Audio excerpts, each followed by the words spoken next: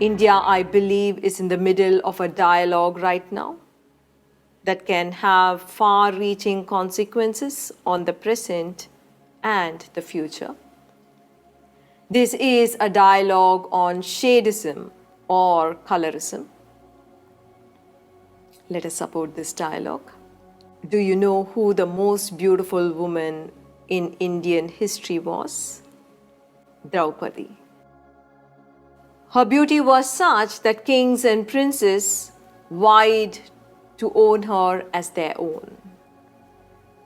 She was not only beautiful in her 20s, her beauty bewitched people even into her late 40s. The bitterness of not being able to own a woman of such beauty was one of the underlying reasons that speared the calamitous Mahabharata war. However, what most Indians don't realize is that Draupadi was a dark beauty. She was not a fair woman, as is falsely portrayed in television serials and movies. That is why she was called Krishna, meaning the dark one. Also, one of the most charming personalities in Indian history was Sri Krishna, once again dark and handsome. I personally consider Mahabharata an important chapter of history that shaped the character of Bharatavarsha. That is why it is called an Itihasa, though it might be shrouded in myth and legend. But let us return to one of the pressing issues of social concern in India, shadism. India does not so much reel under racism as much as it is plagued by shadism or complexion-based prejudice. Millions in India are obsessed with complexion. This obsession with fairer skin is not an ancient problem. It is a fairly recent problem. For millennia, India considered men and women of all complexions beautiful. So many of our ancient chants describe the majesty of our goddesses in dark hues. As a nation, our culture for centuries has been influenced by our gods. Yes? Look at Lord Jagannath at Puri in the state of Orissa. Jagannath is one of those unique gods who stands with his brother and sister and not with his wife. Look at those murtis. Jagannath is dark, his brother is fair, and his sister is yellow, all worthy of worship. What a magnificent testimony to Bharatavarsha's original ethos that honored people of all colors.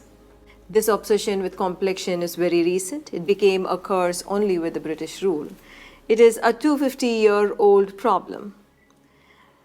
And we still carry this subservient mentality of looking up to fairer people and considering them as worthy of greater esteem than the darker people.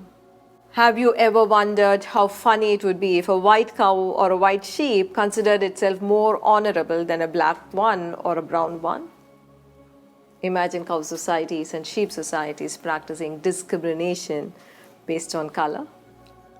That would be ridiculous. So are we today. For more than 250 years now, India has paid a huge price because of this obsession with fairness. Forget the price men and women pay for fairness creams. This complexion-based prejudice in families and society has broken the self-esteem of generation after generation of children who are born with darker skin. This prejudice has driven millions of girl children and women to desperation and depression. Millions of girls and women have been told by their parents, their in-laws, and their neighbors that they are unlucky and not worthy of love because of their color.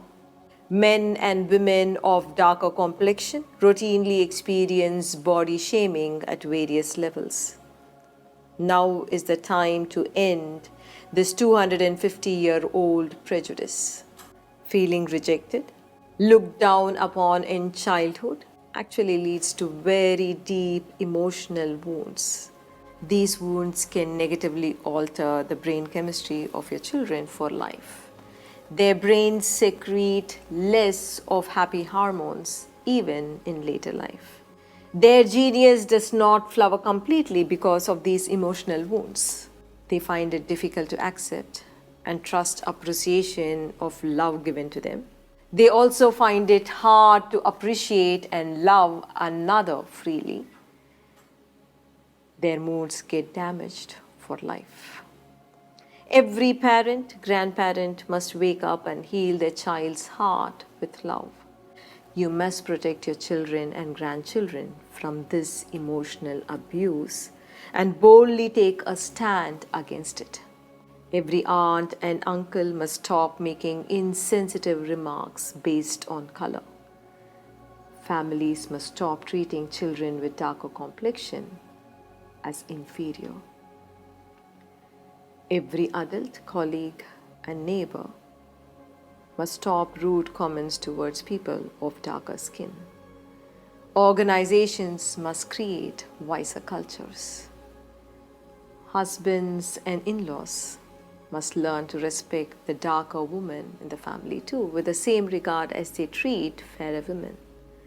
We must see the truth of our bias. Know that when a woman or a girl child sheds tears because she was disrespected, it shuts the door of abundance in family. This is Vedic wisdom. It is commendable that Indian government too has become part of this dialogue of honoring people of all colors. As a society, we are beginning to mature. Let me say this to you. Your most significant responsibility is towards yourself, and it begins with healing your hearts. You cannot wait for society to change. You have to set yourself free. You cannot own other people's voices of prejudice as your own views. You must break free of your own inner voices that makes you feel less than you are. Get on a spiritual journey of healing your heart, and the world will come around. Before you go to bed today, take the time to look at life as a spectator. Life is not one constant, unchanging experience. Life is like a great river, sometimes a noisy creek, sometimes a rapid current, sometimes a quiet, majestic flow. Life is a variety of experiences. Just like life, we too come in different sizes, different shades, and different shapes. How can we aspire to all be same color? All have similar kinds of noses and eyebrows. All have same standardized body structure. That would be terribly boring. But life is never boring.